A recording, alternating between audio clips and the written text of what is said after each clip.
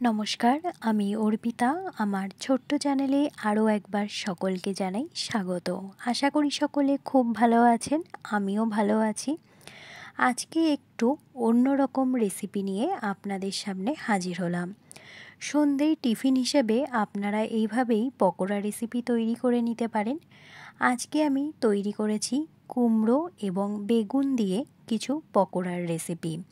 সন্ধ্যের চায়ের সাথে এরকম যদি একটু পকোড়া হয় তাহলে কিন্তু মন্দ হয় না। সেই কথা ভেবেই আজকের এই রেসিপি। আশা করি আপনাদের সকলের খুব ভালো লাগবে। তাহলে সম্পূর্ণ ভিডিওটি দেখার অনুরোধ রইল। মূল রেসিপিতে যাওয়া যাক। পকোড়া তৈরি করার জন্য প্রথমেই একটা ব্যাটার তৈরি করে নেব। নিয়েছি হচ্ছে বেসন। বেসনের মধ্যে কিছুটা চালের গুঁড়ো আমি দিয়েছি একটু ক্রিস্পি ভাব আনার জন্য। চাইলে আপনারা চালের গুঁড়োটা কিন্তু অ্যাভয়েড করতে পারেন। আমি এখানে একটু মুচমুচে করার জন্য পকোড়াগুলোকে চালের গুঁড়ো ব্যবহার করেছি। এরপর ব্যবহার করব কিছু গুঁড়ো মশলা।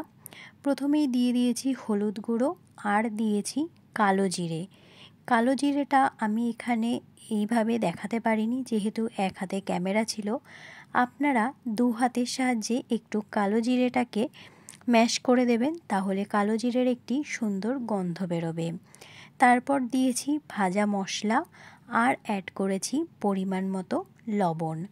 এবার ব্যাটারটাকে খুব ঘন নয় আবার খুব পাতলাও নয়। পকোড়া আশা করি সকলেই করেন, আমি যেভাবে করেছি সেভাবেই আপনাদের সাথে শেয়ার করছি। বুঝতেই পাচ্ছেন ব্যাটারটা কেমনভাবে তৈরি করব। বেশি পাতলা হয়ে গেলে সেটা কড়াইয়ে ছেড়ে যাবে, তখন খেতে ভালো লাগবে না। যেহেতু ব্যাটারটায় কিছু গুঁড়ো মশলা রয়েছে, খেতে অনেকটাই স্বাদ হবে। আর ভাজা মশলাটা এই কারণেই ব্যবহার করেছি, অন্যরকম একটা ঘ্রাণ আনে, খাওয়ার সময় বেশ ভালো লাগে।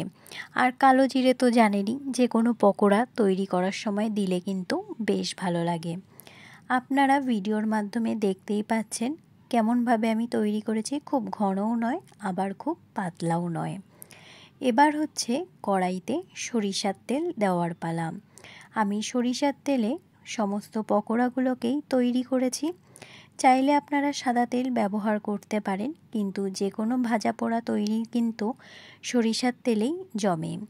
প্রথমে আমি বেগুনগুলোকে করে নেব। যেহেতু বেগুনের সংখ্যা কম, অল্প মানুষ, সেই জন্য অল্প পরিমাণ পকোড়াই তৈরি হবে।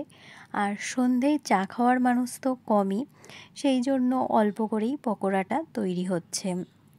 প্রথমে এক এক করে বেগুনের পকোড়াগুলো তৈরি করে নেব, অর্থাৎ বেগুনি তৈরি করে নেব।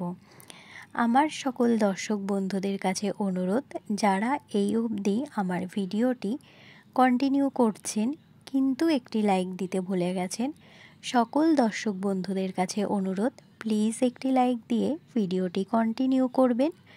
আপনাদের একটি লাইক কিন্তু আমার কাছে অনেক গুরুত্বপূর্ণ। আপনাদের একটি লাইকই পারে আমাকে আরও অনেক নতুন দর্শক বন্ধুর কাছে পৌঁছে যেতে। তাহলে সকলে প্লিজ লাইক দিয়ে ভিডিওটি কন্টিনিউ করবেন। আপনাদের সাথে কথা বলতে বলতে ভিডিওর মাধ্যমে দেখতেই পাচ্ছেন পকোড়াগুলো এক এক করে কিন্তু আমার ভাজা হয়ে যাচ্ছে। বেগুনিগুলো আগে তৈরি করে নিচ্ছি। সন্ধ্যেয় এরকম একটু পকোড়া বা যে কোনো রকম চপের রেসিপি হলে কিন্তু বেশ জমে যায়। আর সন্ধেবেলা চায়ের সাথে এরকম পকোড়া হলে তো আমার বেশ ভালো লাগে। বাড়িতে গেছিলাম, সেই জন্য নিজের মন মতো একটুখানি করে নিয়েছি। এবার হচ্ছে কুমড়োগুলোকে করে নেব। এই জন্য দেখতেই পাচ্ছেন কুমড়োগুলো কিন্তু একদম সরু সরু মাপের আমি কেটেছি। খুব বেশি মোটা করবেন না, তাহলে কুমড়োটা সেদ্ধ হবে না, ভেতরে কাঁচা থেকে যাবে, তখন কিন্তু খেতে ভালো লাগবে না। কুমড়োগুলো এবার এক এক করে গরম তেলে ছেড়ে দেব। বেগুনি তৈরি হয়ে গেছে, এবার হচ্ছে কুমড়োর পকোড়া তৈরি করে নেওয়ার পালা। প্রথমে আমি কুমড়োর পকোড়া করার সময় ভাবছিলাম যে খেতে কেমন লাগবে। বেগুনি তো কম বেশি আমরা সকলেই খেয়েছি।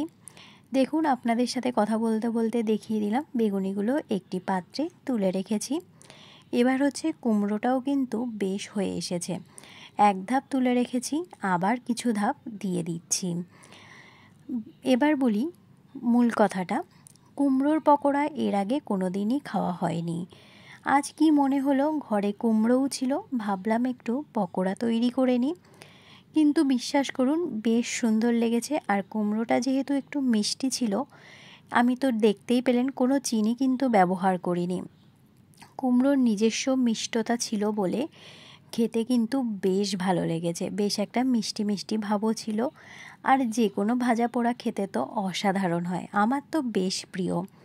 আপনারা কারা কারা এরকম চপ বা পকোড়া খেতে পছন্দ করেন অবশ্যই কিন্তু কমেন্টের মাধ্যমে জানাবেন। দেখুন আপনাদের সাথে কথা বলতে বলতে আমার কিন্তু সব পকোড়াগুলো তৈরি হয়ে গেছে। আমি একটি প্লেটে কিন্তু তুলে নিয়েছি। এবার হচ্ছে চায়ের সাথে খাওয়ার পালা। আমার বাড়ির সকলে কিন্তু বেশ মজা করে এই পকোড়াগুলো খেয়েছে। আমার আজকের এই ছোট্ট ভিডিও আপনাদের কেমন লাগলো সেটা কিন্তু অবশ্যই কমেন্টের মাধ্যমে জানাবেন। আর যদি আমার ভিডিওর কোনো অংশ আপনাদের ভালো লেগে থাকে, পাশে থেকে যাওয়ার অনুরোধ রইল।